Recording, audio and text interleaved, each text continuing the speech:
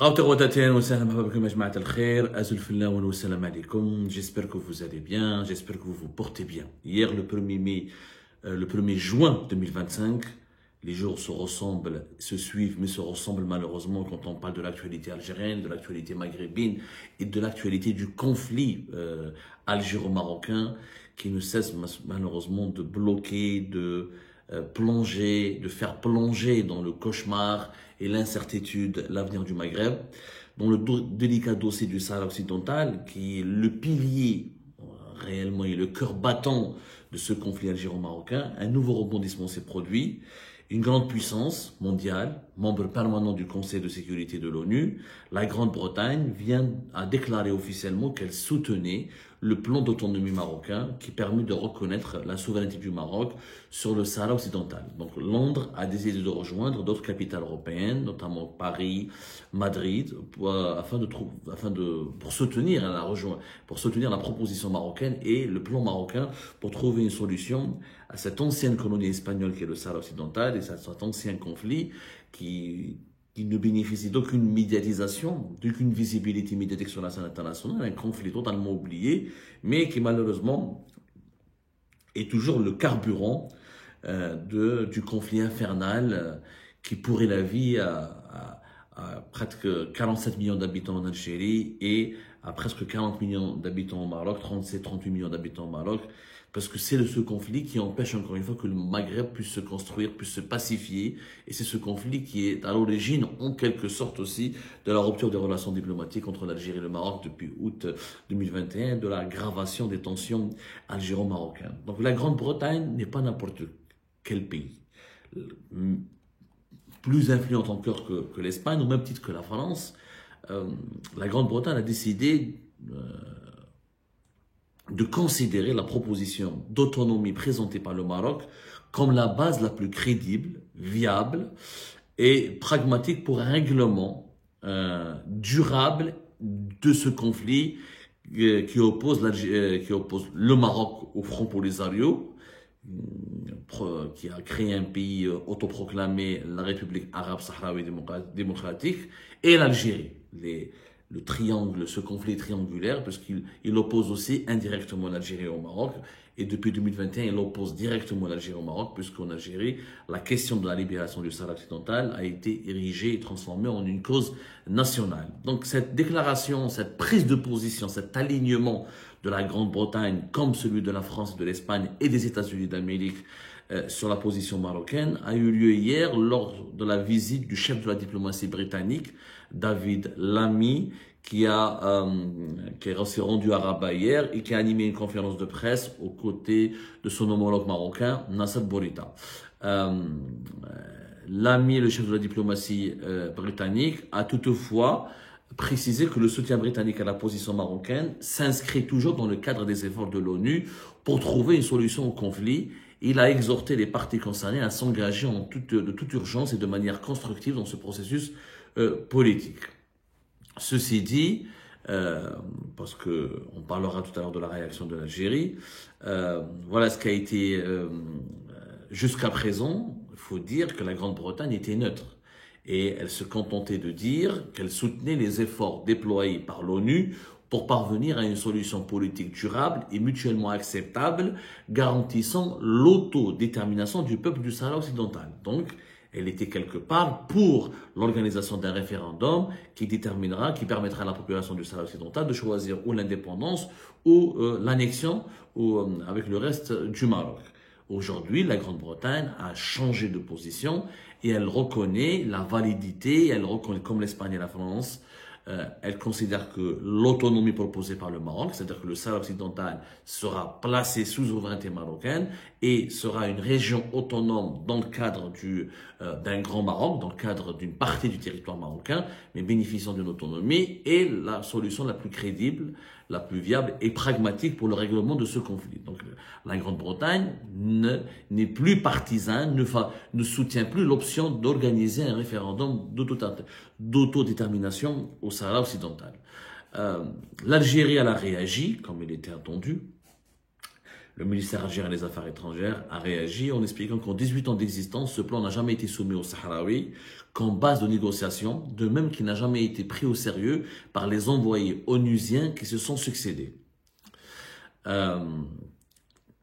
Pour l'Algérie, ce n'est pas une défaite totale ni humiliante, puisque la Grande-Bretagne n'a pas publiquement ne s'est pas publiquement détachée du principe du droit à l'autodétermination des Sahraouis. Elle n'a ni évoqué ni apporté son soutien à la prétendue souveraineté marocaine sur ce territoire. Ceci dit, quand on voit le communiqué commun qui a été signé par le ministre marocain des Affaires étrangères et le ministre de la Grande-Bretagne, on parle quand même d'un investissement important de la Grande-Bretagne dans la région du Sahara occidental, notamment pour permettre des investissements de 5,9 milliards d'euros pour de nouveaux projets économiques au Maroc.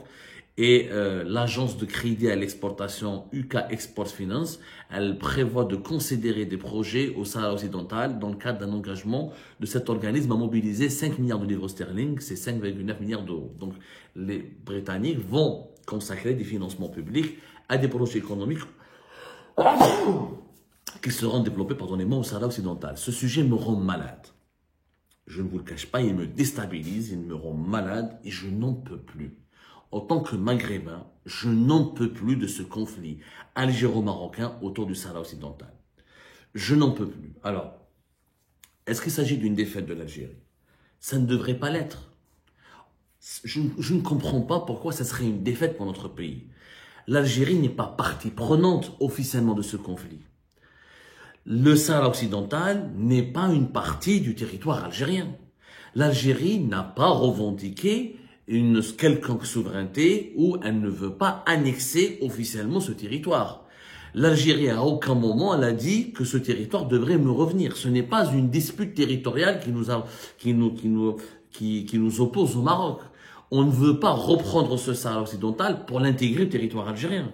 Ce n'est pas une partie du territoire algérien, ce n'est pas une partie de la souveraineté nationale. Il n'y a pas des Algériennes et des Algériens qui sont concernés par ce conflit. Ce sont des Sahraouis que l'Algérie accueille autant que réfugiés, dont le nombre est estimé à moins de 200 000. La totalité de ces Sahraouis qui veulent de cette population qui fait l'objet d'interprétations, de débats, de controverses, de guerres, de conflits, de disputes entre l'Algérie et le Maroc, elle est à peine de 300 000 et quelques, qui sont même pas 400 000.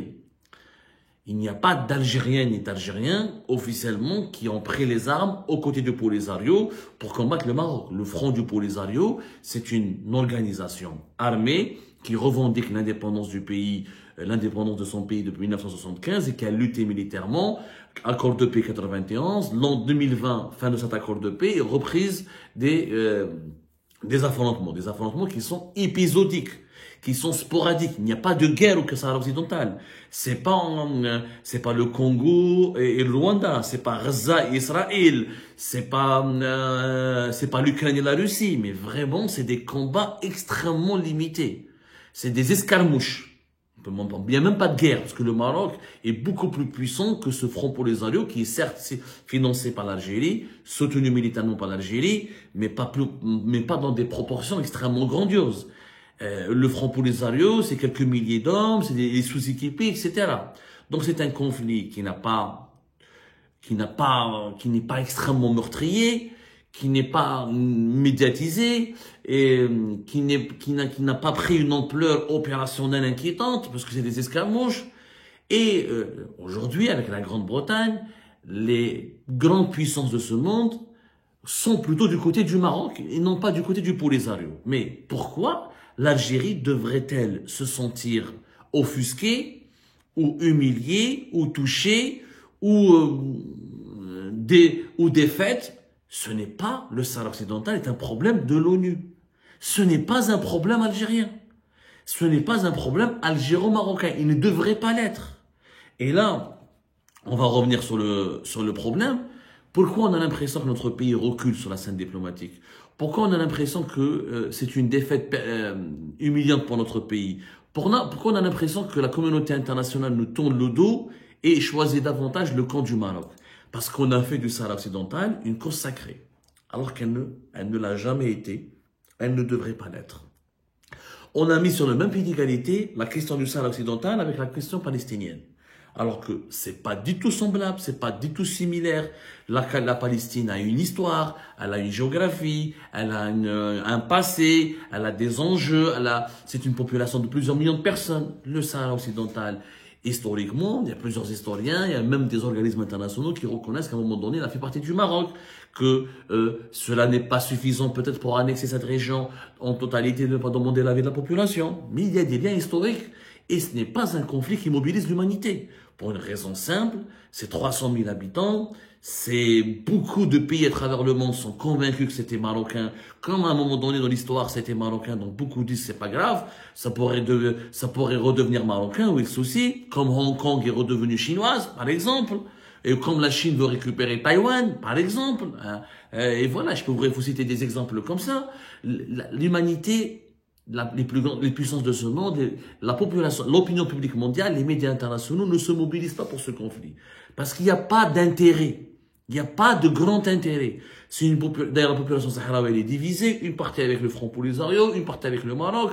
On ne sait pas qui est avec qui, on ne sait pas qui est plus légitime que d'autres. Et c'est un conflit qui a été gagné militairement par le Maroc, ou c'est un conflit qui n'est pas puissant, il n'est pas intense. Donc il n'y a rien dans cette affaire qui intéresse l'opinion publique mondiale. En plus, beaucoup de pays africains, comme beaucoup de pays occidentaux, comme beaucoup de pays asiatiques, comme tous les pays arabes, personne ne veut soutenir le Sahara occidental.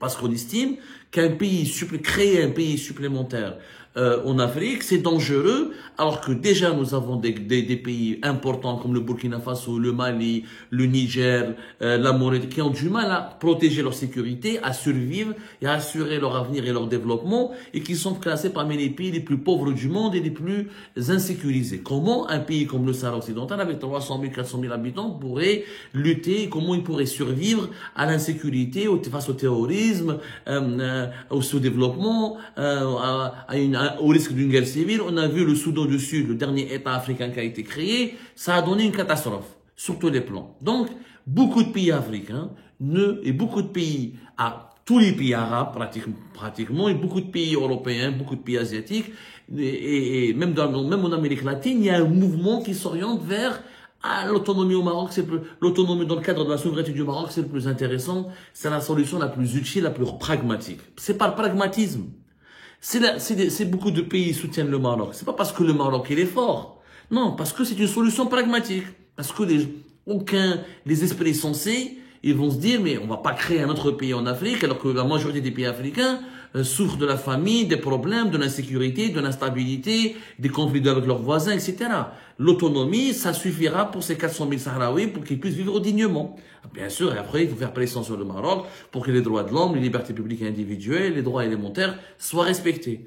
Mais c'est tout, c'est le pragmatisme. Sauf qu'en Algérie, comme on a fait du Sahara occidental une cause nationale, eh ben, quand il y a le Maroc, quand le plan marocain ou l'option marocaine gagne des points, eh ben, c'est le revers de la médaille. C'est nous qui prenons le revers du manivelle. Nous, on se prend des gifles. On se prend des gifles parce qu'on a trop investi dans ce dossier. On s'est trop investi. On a énormément capitalisé sur la question du Sahara occidental. On parle, l'Algérie, c'est le seul pays, pour le moment, qui réagit dans le dossier du Sahara occidental, avant même que le Polisario ne réagisse. Cette décision de la Grande-Bretagne, comme la décision de la France, comme la décision de l'Espagne, elle devrait faire réagir le Polisario, les responsables du Polisario. C'est à eux de dénoncer, de déplorer, de condamner. Mais de quel droit l'Algérie, elle regrette le soutien du Royaume-Uni? Tu n'es pas parti, t'es pas l'ONU. Je ne comprends pas pourquoi l'Algérie devrait regretter ou commenter, même pas pourquoi on devrait commenter une décision souveraine de la Grande-Bretagne. Le Sahara occidental, c'est pas le Sahara algérien, c'est pas Tindouf, c'est pas Béchar, il est à l'extérieur du territoire algérien. Et c'est une question de décolonisation, effectivement, inscrite dans l'agenda de l'Organisation des Nations Unies. C'est aux Nations Unies de réagir, c'est au secrétaire général, au Conseil de sécurité, au Polisario, qui est lui-même concerné. Mais l'Algérie n'est pas censée être concernée. Je vous explique ces principes de base pour vous mettre en garde contre cet investissement totalement contre-productif. Et je le disais depuis 2021, depuis la rupture des relations avec le Maroc, je disais c'est une connerie. On va se prendre des raclés il y aura des ratages monumentaux parce que la géopolitique mondiale, le nouvel ordre mondial qui caractérise en ce moment, qui se construit sous nos yeux, qui caractérise les rapports entre les différents États de la planète, l'environnement géopolitique international n'est pas favorable aux Sahraouis, à l'idée de l'indépendance du Sahara occidental. Aujourd'hui, nous sommes dans un monde où les pays sont en train de se regrouper pour créer des blocs. L'Union européenne, l'Amérique du Sud, l'Asie du Sud-Est, l'Afrique de l'Ouest, les États du Sahel. Et nous, on lutte pour créer un autre État. Un micro-État. Alors que déjà les micro-États eux-mêmes ont du mal à survivre, à exister, et ils cherchent, ou ils achètent, ou ils pactisent, ou ils font des alliances pour s'attirer des protections, ou pour avoir des protections. Personne ne va soutenir. Dans le monde du réchauffement climatique, des mutations technologiques, de la guerre avec l'Ukraine, du risque d'une guerre avec la Chine à cause de Taïwan, du changement économique, des changements des paradigmes économiques, les menaces terroristes, les menaces cybercriminelles, personne ne va soutenir la création d'un énième État de 300 000, 400 000 habitants. Et c'est pas la Palestine. Le Sahara, c'est la Palestine, elle a une histoire, elle a une présence. Le conflit palestinien, c'est un véritable problème d'occupation d'un peuple qui a été chassé de sa terre et occupé il y a un autre peuple qui l'a supplanté. C'est pas le cas. Les Sahraouis ont toujours eu des relations avec le royaume du Maroc, des relations tendues, moins tendues, pacifiques, moins pacifiques. Et c'est pas le même ordre de grandeur.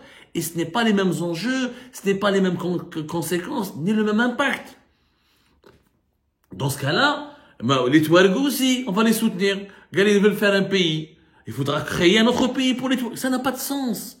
Aujourd'hui, créer de nouveaux États dans le monde dangereux d'aujourd'hui est tout simplement suicidaire. Et les grandes puissances de ce monde ne veulent pas soutenir des options suicidaires. Sauf que l'Algérie s'est trop investie dans cette question. On en a fait, encore une fois, le pilier de notre diplomatie, la boussole de nos relations étrangères. On réagit toujours les premiers. On dénonce la France, on regrette la décision de la Grande-Bretagne, et bien sûr des réactions incohérentes. Avec la France, on enclenche une crise diplomatique et on va rompre les relations pratiquement à cause du Maroc et de la reconnaissance par la France de la souveraineté du Maroc sur le Sahara occidental. Mais avec la Grande-Bretagne, on fait que regretter.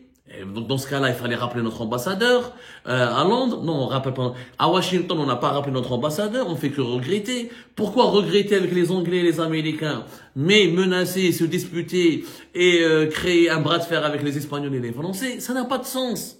Ça n'a pas de sens, toute cette histoire.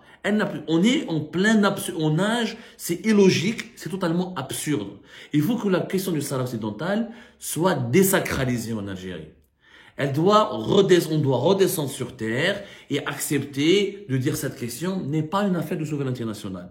Ce n'est pas l'avenir de l'Algérie qui se joue au Sahara occidental. C'est complètement faux. À moins que les dirigeants algériens veulent diviser ou partager ce territoire avec le Maroc, il faut le dire. Dans ce cas-là, il faut aller le dire. Dans ce cas-là, il faut être honnête avec les Algériens et les Algériens. Il faut être honnête avec la communauté internationale pour dire nous avons des prétentions territoriale ou sur ce territoire. Nous avons des prétentions sur ce territoire. Nous estimons qu'il nous revient aussi en partie. Ça, c'est autre chose. Mais dans la doxa, dans la doctrine algérienne, dans le discours officiel, il n'y a aucune prétention d'annexer ou d'occuper ou de ramener d'étendre le territoire algérien vers le Sahara occidental. Donc, ce n'est pas notre problème. On a d'autres problèmes beaucoup plus importants. Et les avancées diplomatiques en faveur du Maroc sont perçues comme des échecs pour l'Algérie, parce que l'Algérie, encore une fois, elle joue aux euros. Dans un monde, l'Algérie ne comprend pas le monde dans lequel nous vivons aujourd'hui, le monde qui n'aime pas le séparatisme, le monde de l'universalisme, du cosmopolitisme, de la mondialisation, alors que nous, on est en train de penser qu'on est toujours dans les années 70, qu'un État, encore un État, peut exister en Afrique et en Afrique du Nord avec 300 ou 400 000 habitants. C'est de la folie. Il faut, encore une fois, cesser en toute urgence de faire du Sahara occidental une cause nationale et sacrée, sinon, tous ces ratages diplomatiques vont aggraver l'isolement de notre pays, vont nous créer des hostilités avec des puissances régionales et mondiales dont nous avons besoin nous avons besoin de bonnes relations avec ces puissances-là pour assurer notre avenir et notre développement. Et ça va rabaisser notre pays. on n'est pas des losers. Là, on continuant à sacraliser le Sahara occidental et à encaisser les échecs les uns après les autres pour un investissement totalement contre-productif et utopique, on rabaisse notre pays. On se rabaisse au niveau international. Et c'est dangereux. C'est très dangereux parce qu'il n'y a pas plus dangereux qu'un pays qui s'isole et qui collectionne les échecs alors qu'il n'est même pas censé être partie prenante d'un conflit où il est uniquement spectateur ou médiateur.